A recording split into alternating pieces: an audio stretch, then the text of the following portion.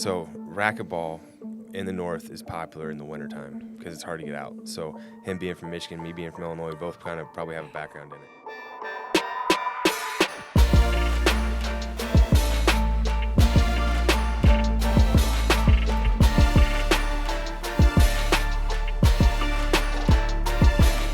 Welcome to episode 2 of Nick and Roman's Empire. I'm Nick Vattiato.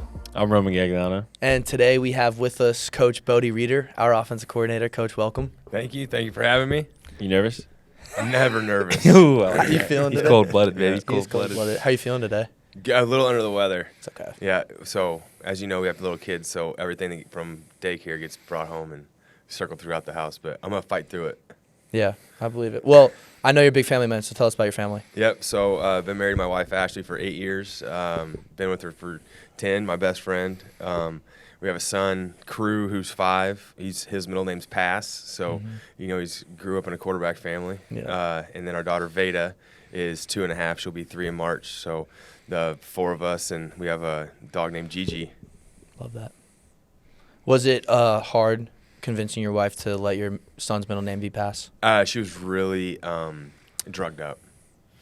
Yeah, so we didn't have a middle name for Crew prior to birth. We just knew that we were gonna see him and then name him. We knew that Crew was gonna be the first name, Right? And she was still Off the medication. Yeah, She was in medication.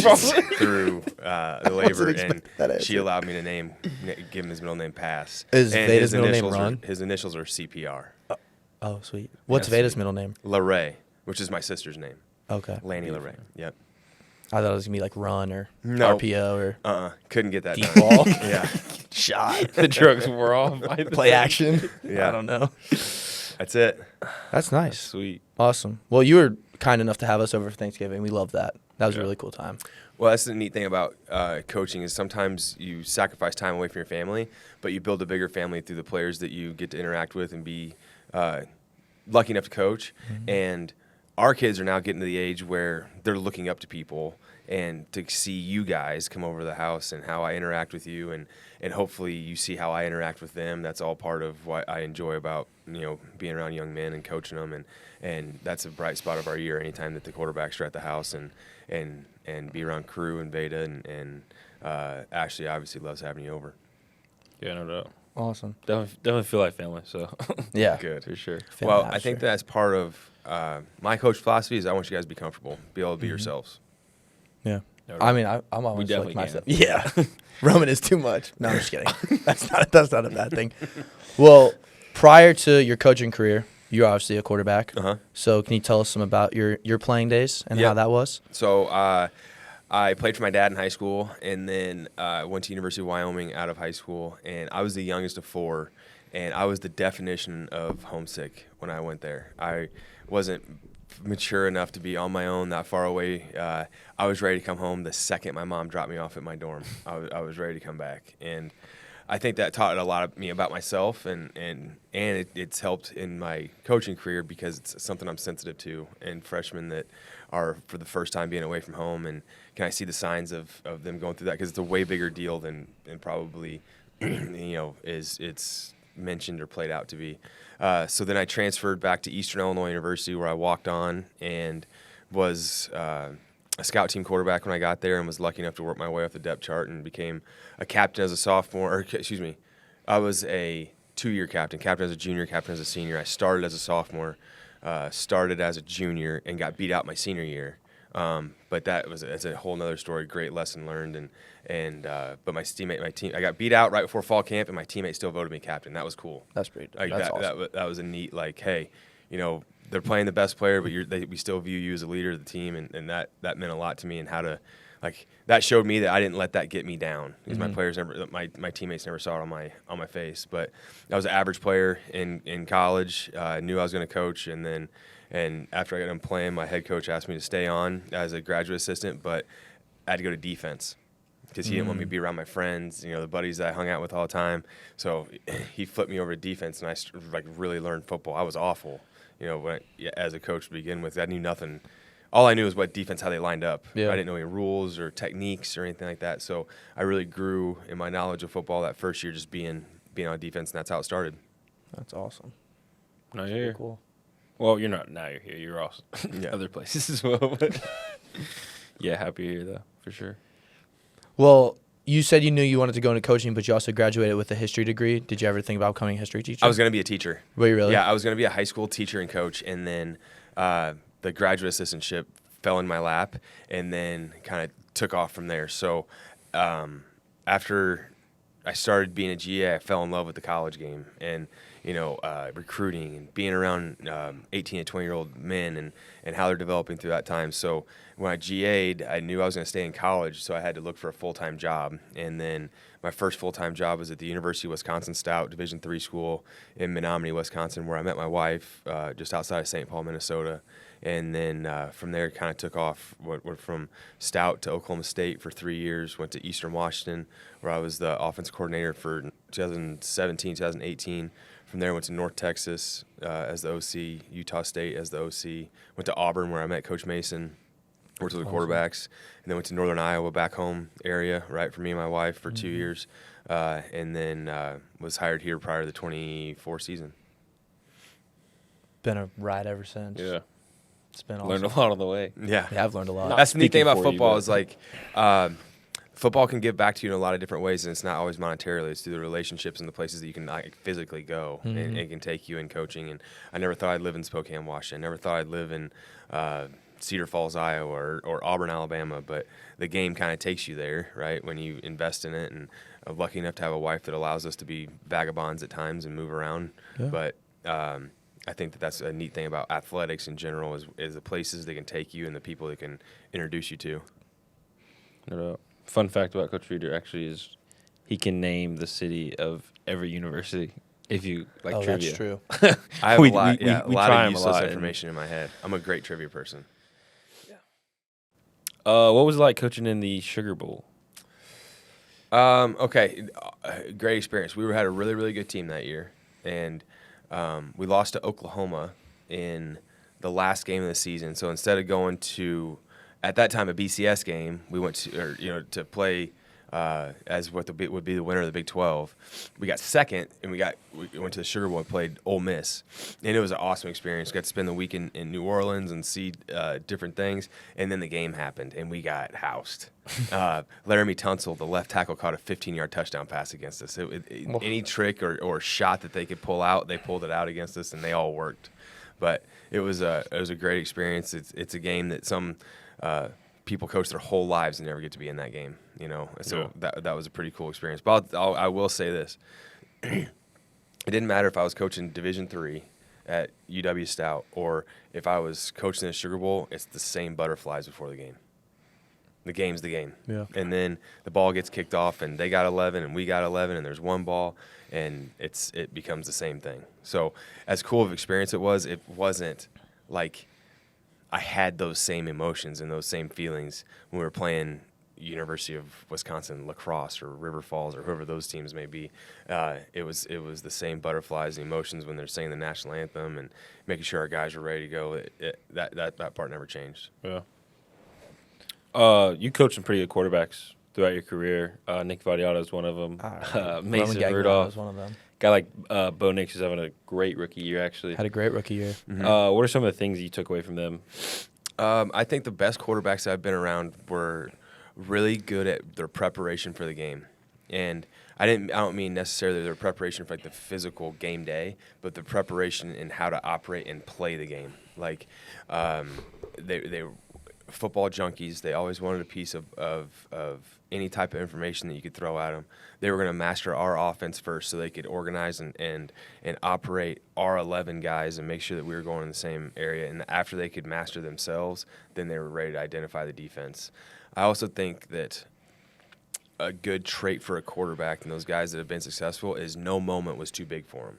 Like they were going to act the exact same if it was a summer practice or if it was fourth down in the Sugar Bowl or whatever that may be. They were unshakable or unflappable, or if they were a high-strung guy, kind of like Bo. Like he's kind of a emotional, high-strung guy. He was like that all the time. Mason's kind of a mellow guy, not super talkative. He was like that all the time. Yeah. So I think that they were never outside of their own personalities, and kind of what you saw is what you got, and they were unshakable in those moments. I also think that they created some accountability for their teammates that made those guys, leaders in the locker room and leaders for the offense. Well, we've been very fortunate to learn a lot of football from you, but who were kind of like your mentors or like just coaches that you've coached with throughout your career or who coached you that you kind of took a lot of information from? So my college coach, his name is Bob Spoo. He's since passed, but he was the head coach at Eastern Illinois for like 30 years. He had a great run of quarterbacks there at EIU, namely Tony Romo and Jimmy Garoppolo.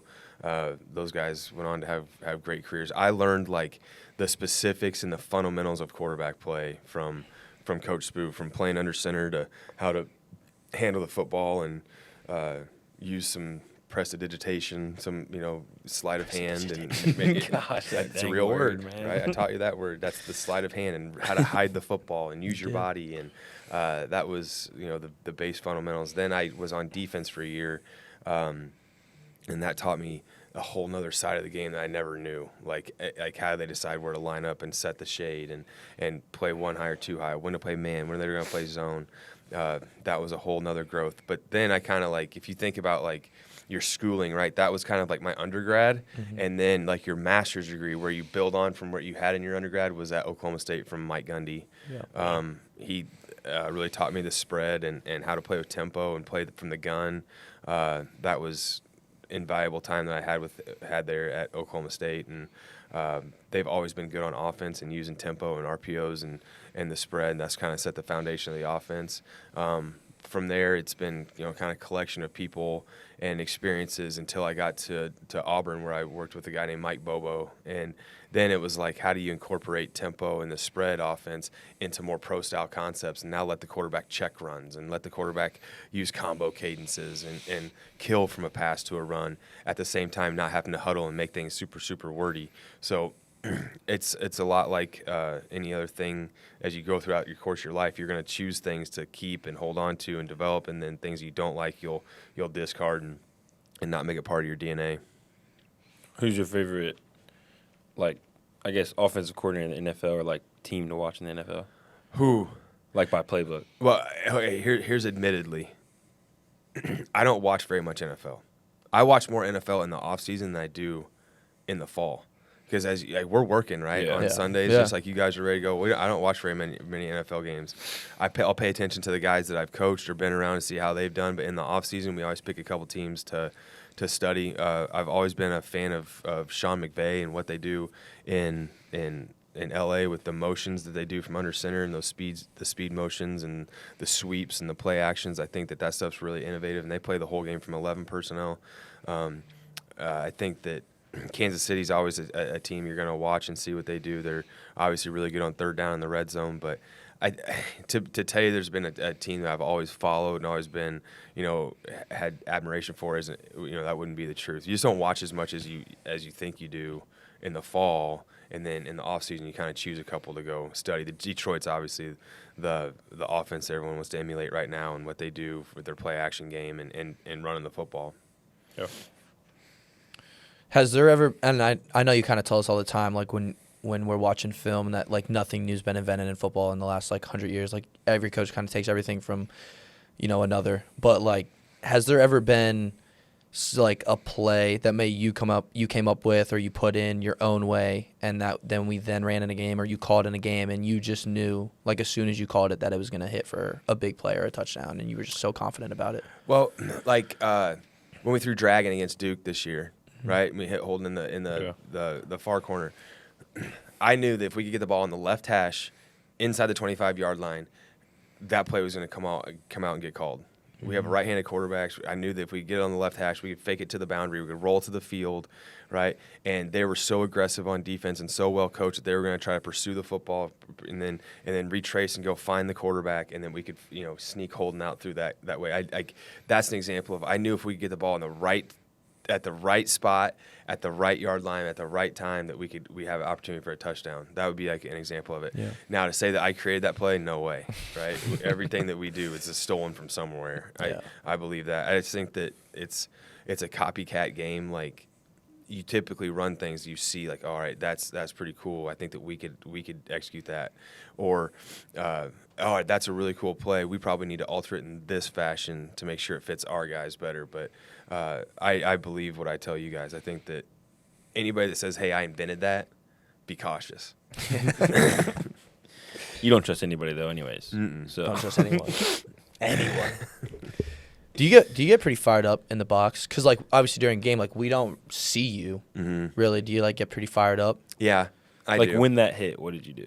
Oh, super excited. Ready. Like, jumping up and down, high-fiving Gans. We're Really? ready to roll. We got to put a camera up there. Yeah. Yeah, I don't know. Especially, what like, that when I throw picks. Yeah. Like, what's that look like? Yeah. Well, here's the thing. No, you don't want to know that. I think that there's I think that with the new innovation or the new implementation of the microphone and the headset, it's completely changed the game.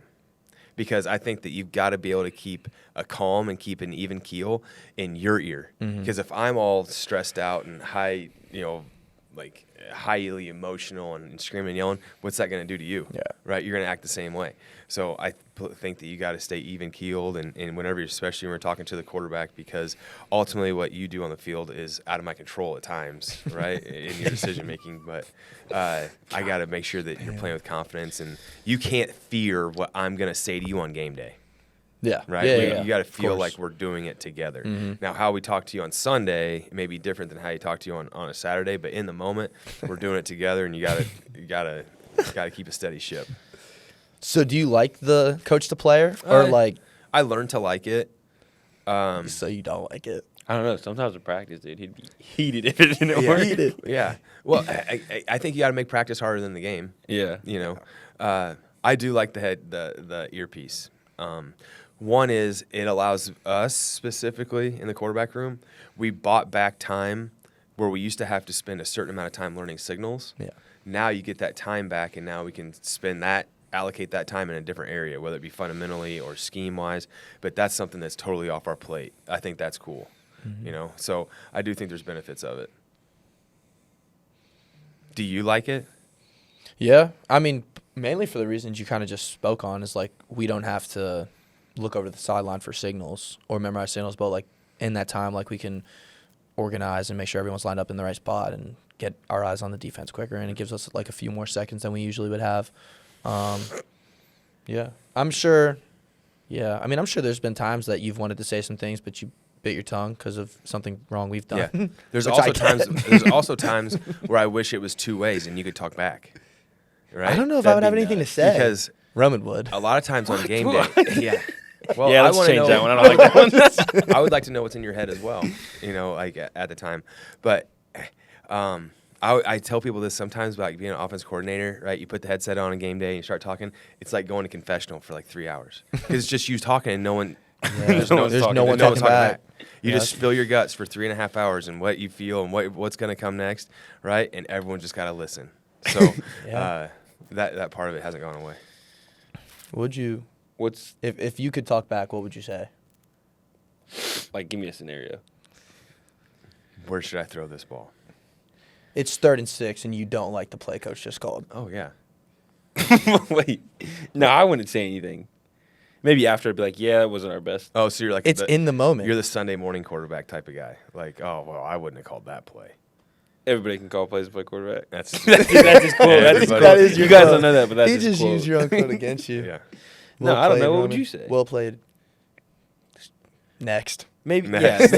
maybe I'd like suggest one, or just like. But I don't think I put your hand up to the box and kind of just like keep Wait, coming. Yeah, like keep them coming. It's like the pitcher shaking off the catcher. Yeah. Literally. What's your favorite? I guess we really don't get into play calls, but like, what's the hardest, if you remember, the hardest like terminology play call, like longest one? Because we have some long ones. Yeah, we do. We do a good But job not of overly long. Yeah. Yeah. Well, yeah. I mean, here's the thing that I think is neat is when you know the offense so well, you just kind of let the words say something to you. Like, I know that if we want to be an unbalanced, right, and then shift to a wing set, and then move a receiver, and then run a pass concept, it's just shift to sling left, Zax, South Super, Dodge Z, whatever it may be. But if all that seems like you're reading in a dictionary, then the word's it's not speaking to you. I think that's why we start in our room by talking about formations first, because if you can visualize the formation and then those pieces can start moving around, you've eliminated half of it. I can visualize the formation. Yeah. A year ago, this time when you first got here, learning the offense, we were in a whirlwind. Yeah. We were in a tornado. But now we're good. But thinking about it, like, it wasn't that. Yeah, like it was now just that a you're lot of year stuff in, that meant the same thing. Yeah. In a way. Mm-hmm. In a way. I think that there's part of coaching that's teaching, right? And how you organize the information. And ultimately, it's not what I know, it's what you know. So it's got to be taught or organized in a fashion that you guys can go execute it without it being paralyzing. So there's enough words out there to speak to everybody, but should be organized and simple enough that you can visualize the play and go execute. Yeah. Now, if I were, like, for example, if we would just change the whole offense tonight and all the new words would go in tomorrow, it would seem like it's so hard. But then it's just correlating the words back to what this means that means that. It's more like learning a different language than it is learning a different game. Yeah. I would agree with that. Pretty good way to put it. That's a great way to put it. A great way to put it.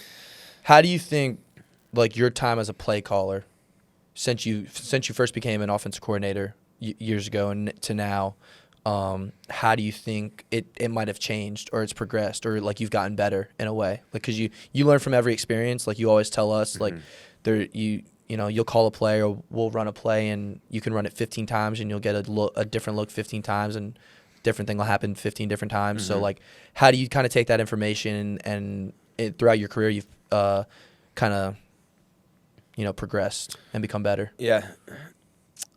One is if you stay with the same group of plays or, like, the same offensive system, right, and you're willing to be disciplined in it and, like, this is what we're going to run, right, these are the adjustments that we have off of it, then you accumulate memories through every play because every play has a life of its own. Mm-hmm. So we can run our base 4 vertical concept, and we can run it all day, every day. We can run it 100 times. Every single play will be different. The release of a receiver, right? The leverage of a defensive back, the rush that you got, the timing of the snap threw me one way or the other. There's all these variables that can play out that change the outcome of the play. Well, you collect those memories, and then when it's time to teach the next quarterback to go and execute it, you have these pegs that are in the back of your mind, like, if this, then that. If this, then that. If this, then that. And then, so when you're greener, right, when you're just starting, you don't have that catalog, so then you're kind of learning together, mm-hmm. right? And I'm still learning with you guys every single day because every play is different. Yeah. So I think it's not necessarily about, how you make that play better. It's how you give answers and the number of answers you can give your players because, hey, I've experienced that. I've seen the defense do that. Or, hey, one time we had a quarterback that didn't like to do a 3-step drop here. He would go reach gather, mm-hmm. right? Or whatever it may be, because every quarterback's different too. And which memory do I have that can help the next guy? Yeah. Pretty legit. Yeah. Well, you've been now moving into your second year here at MTSU. What was your first year like, reflecting on it now? I think that there was some anticipated and some unanticipated growing pains, mm-hmm. right?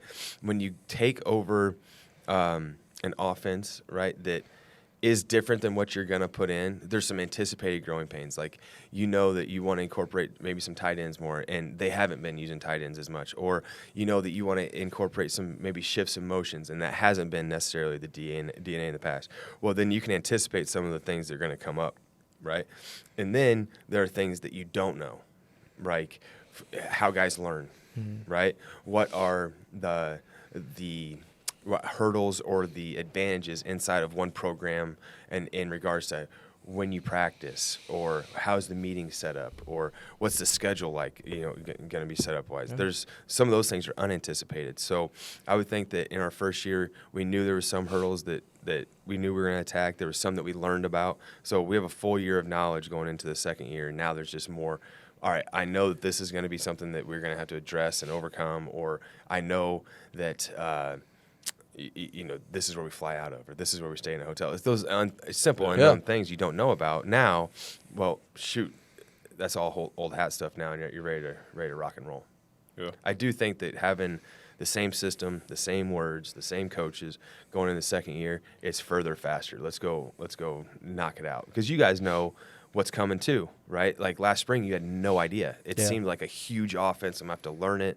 I got to go execute this thing. How in the world is this going to happen? Well, now you see the end game, right? And how the installs or how the offense is kind of built in regards to how it goes in daily, that, all right, spacing's day one. I know I can cop this guy. I know I know the adjustment off of it. I know that the guy's condensed. He's going to run this instead of if he has a normal split, he's got that. There's all the ins and outs that you guys can anticipate and know that what's coming. Yeah. Well, same coaches, but we did bring a lot of new players and a lot of receivers, at least a good bit of receivers and a lot of linemen. Who are some of the guys we're pretty excited about? Yeah, you said who are we excited about? Yeah. Well, all of them.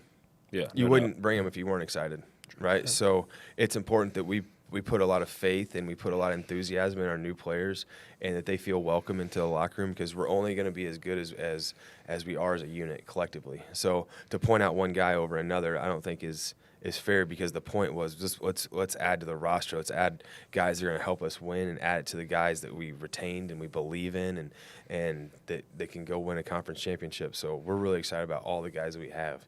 I think that the competitive depth that we have the ability to have is going to be really special, meaning how well are you two guys going to compete? Are you going to make him better? Are you going to make him better? Because he can't do it by himself and you can't do it by yourself, right? And it's the same thing in the offensive line room, right? If you only got 5 that can play, right, where's the competitive nature in practice? Where's that going to come from? Same thing at wide receiver or tight end or running back. So I think that it wasn't necessarily just about adding a piece. It was adding these pieces that are going to help us all get better. Yeah. Love that. I love watching Roman play. You're a baller. Thanks, bro. That's class. Now you guys got to help the freshman. Yeah. Get him up to speed. Stanley, Yeah. Caden. Stan the man. And that's Can't like, wait, man. And you'll have a unique experience because you've been through it just 1 year ago, right? You just 12 months ago, you're in his shoes. And how did you feel? What were some of the hurdles that you didn't anticipate that you can now warn him about? Yeah. Right? For sure. And I think that's a neat thing about the quarterback room is, if it's a room full of animosity and cliques and division, it's miserable. But when you can bring it all together and understand that you're going to play one guy, we're all going to play through one set of eyes, then it becomes fun, and you build relationships. Well, as we start to wrap up here, Coach, we have to ask you about one more thing. 2 more things. I have one too. Maybe. Roman has one. Maybe 3. Yeah. Just keep going for an hour. You got it. Racquetball. Yep. You're amazing, we've heard. I'm very Is that good. true? Uh-huh. Where? Oh, I've heard otherwise. I heard Yeah, you Coach and Coley. Coach Crowley go at it. Yeah. Well, 2 cold weather guys.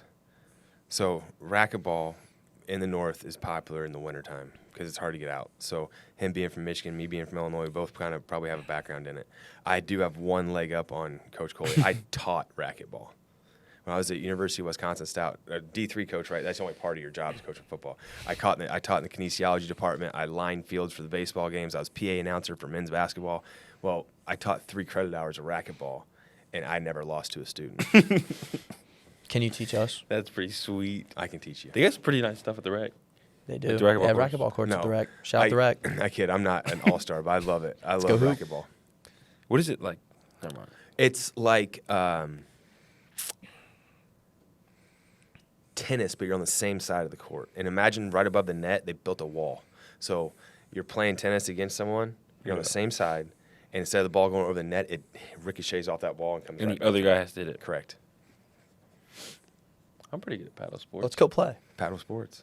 Yeah, like pickleball, ping pong, tennis. Yeah, you're coordinated. You have good Yeah, dexterity pickleball. and like hand-eye coordination. You'd be good at it. I own you in pickleball. I'm just kidding. What? What was your question, though, that you had asked? Oh, favorite moment of the season. Not like on the field, like in the room. Halloween. Yeah. Seeing my kids come to practice Oh, that dressed was up, awesome. and then you That guys was giving them sweet. candy, and the smile and the joy that they got out of that. That's something that I can enjoy it as a coach, and I can enjoy it as a father. That's awesome. Well, Coach, we really appreciate you coming on. It's been a blast, as it always Yeah. is. Will we see you at the ALC concert on February 13th I will be there. at the Nearest Green Distillery? Yep. We're really excited about Let's that. go. Roman's going. Roman has no idea what I'm talking about. Yes. I'm just kidding. Yes, he does. It's And he'll be sabotage. there. It's sabotage. It's a big, But- it'll be a big event to benefit our athletic department, our football team. It'll be good, and we encourage a lot of people to come and support us. Yes. You heard it. You heard it here first from Bodie Reeder. Yeah. Well, See you Coach, thank you. Thanks for tuning in to episode 2 of Nick and Roman's Empire. Join us next week as we welcome Director of Strength and Conditioning, Jamie Blatnick, to the podcast. Can't wait. Guy's a character. Character. Thank you, Coach. Thank you. Appreciate you, Thanks, Coach. everyone else.